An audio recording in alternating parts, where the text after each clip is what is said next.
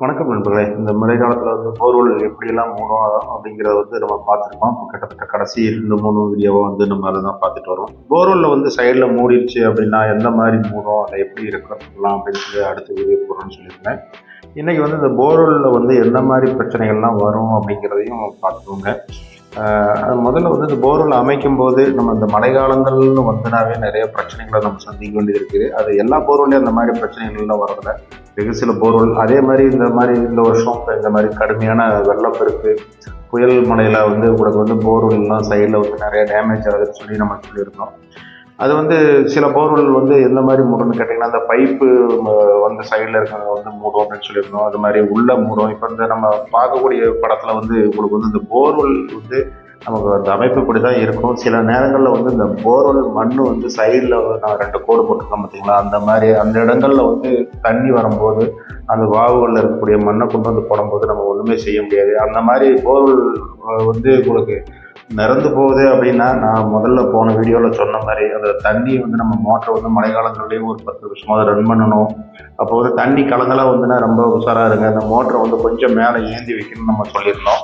இப்போ அதில் இந்த படத்தில் நீங்கள் பார்க்குறீங்க, இந்த மோட்டரை சைடை சுற்றியும் கம்ப்ளீட்டாக மண் ஃபார்ம் ஆகிற மாதிரி நமக்கு காமிச்சிருக்கிறோம். இது எதனால் அப்படின்னு கேட்டிங்கன்னா, உங்களுக்கு அந்த போர்வெல் சைடில் இருக்கக்கூடிய வால், தண்ணி வரக்கூடிய பாதை, அதில் இருக்கக்கூடிய தூசி மண்ணெல்லாம் அள்ளிட்டு போட்டோம்.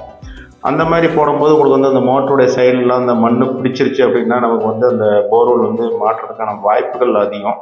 அந்த மாதிரி மோட்ரு அந்த கேசிங் பைப்புடைய மட்டம், அதுக்கு கீழே இந்த 6 இன்ச் போர்வெல் அமைச்சிருக்கிற மோட்டரில் நமக்கு சைட்லலாம் ஃபுல்லாக மண் லாக் ஆகிடுச்சு அப்படின்னா நமக்கு அந்த மோட்டர் பிடிப்படுறதுக்கான வாய்ப்புகள் உண்டு. அதே மாதிரி சில போர்வெல்லில் உங்களுக்கு பைப்பு இந்த லாஸ்ட்டாக வைக்கிறோம். அப்போ நமக்கு என்ன ஆகும் அப்படின்னு சொல்லி நம்ம சொல்லியிருந்தோம். இந்த கேசிங் பைப்பை கடைசியாக நம்ம வைக்கும்போது சில பிரச்சனைகள் வருங்கிறது போன வீடியோவில் நான் சொல்லியிருந்தேன். அந்த மாதிரி போர்வெல்லில் இந்த மழை காலங்களில் உங்களுக்கு மழை அதிக அளவு பெய்யும் போது, நல்ல வெள்ளங்கள் வரும்போது, பூமியில் நீர்மட்டம் எல்லா வாவிலையும் தண்ணி வரும்போது அதில் இருக்கிற தூசி மண்ணெல்லாம் அள்ளிட்டு போகிறதோட மட்டும் இல்லாமல் அந்த பைப்பையுமே டேமேஜ் பண்ண ஆரம்பிச்சிடும் சில இடங்களில். அந்த மாதிரி டேமேஜ் ஆகிறதுலையும் நிறைய இடங்கள்ல மோட்டர் உள்ளே லாக் ஆகிறதுக்கான வாய்ப்புகள் உண்டு.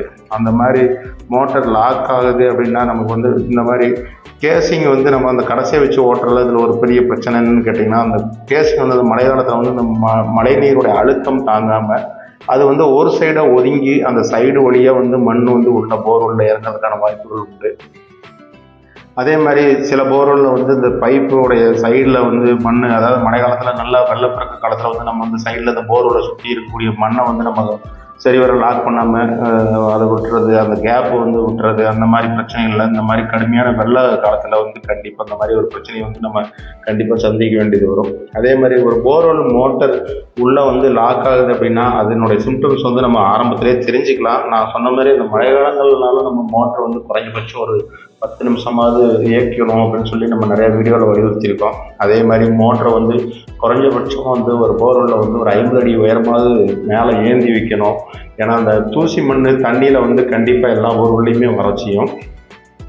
அது ஒரு குறிப்பிட்ட காலங்கள் வரைக்கும் சில போர்வெல்ல நின்றோம். இந்த மாதிரி இந்த வருடம் பெஞ்ச மாதிரி கடுமையான புயல் மழையெல்லாம் நமக்கு எல்லா இடங்களும் தண்ணி பெருக்கும்போது மேலே இருக்கக்கூடிய வெற்றுவாவுகள் எல்லாமே தண்ணி இறங்கும்போது கண்டிப்பாக அந்த சைடில் இருக்கிற தூசி மண்ணெல்லாம் அள்ளிட்டு போடும். அது நிறைய இடங்களில் அவங்க போர்வெல் அமைக்கிறதுல தான் பிரச்சனை அப்படின்னு சொல்லி நினைக்கிறாங்க. கண்டிப்பாக போர்வெல் அமைக்கிறது இல்லை. ஏன்னா நம்ம வறட்சியான நேரங்களில் போர்வெல் அமைக்கும் போது நமக்கு அந்த வெற்றுவாவுகளில் இருக்கக்கூடிய மண் தூசியில் வெளியே வரதில்லை. இந்த மாதிரி கடுமையான ஒரு மழை பெய்யக்கூடிய காலகட்டத்தில் அந்த மண்ணை அள்ளி கொண்டு கம்ப்ளீட்டாக போருக்குள்ளே தட்டுறது தான் அந்த பிரச்சனை. அதை நம்ம ஈஸியாகவே தெரிஞ்சுக்கலாம். நான் என்னுடைய வீடியோக்களில் நிறைய வீடியோக்களில் சொல்லியிருக்கேன். அந்த போர்வெல் லாக் ஆகுது அப்படின்னா உங்களுக்கு முதல்ல அந்த மழை காலங்களில் தண்ணி கலங்களாக ரொம்ப கேர்ஃபுல்லாக இருக்கணும். அதே மாதிரி நீங்கள் ஒரு தண்ணியை கொஞ்சம் ஒரு பக்கெட்டில் பிடிச்சி பார்த்தீங்கன்னா தெரியும், அதில் நிறைய தூசி மண் வர்ற மாதிரி இருந்ததுனால கண்டிப்பாக மோட்டரை 1 லென்த்தோ 2 லென்த்தோ மேலே ஏந்தி வைக்க சொல்லி நிறைய வீடியோக்களில் சொல்லியிருக்கேன்.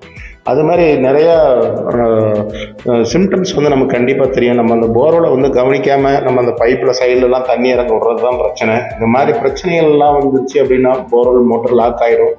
லாக் ஆனால் அதை எடுக்கிறதுக்கும் நிறையா வழிமுறைகள் இருக்குது. அதை என்னென்ன வழிமுறைகள் இருக்குங்கிறத கண்டிப்பாக அடுத்த வீடியோவில் அதை நான் கண்டிப்பாக உங்களுக்கு சொல்கிறேன். அதே மாதிரி அது என்னெல்லாம் செய்யணும், அதை யாரை கூப்பிட்டு நம்ம அந்த வேலையை ஒர்க்கை செய்ய முடியும், அதுக்கு என்னென்னலாம் தேவை அப்படிங்கிறத பற்றி கண்டிப்பாக அடுத்த வீடியோவில் பார்ப்போம். தொடர்ந்து பாருங்கள் நண்பர்களே.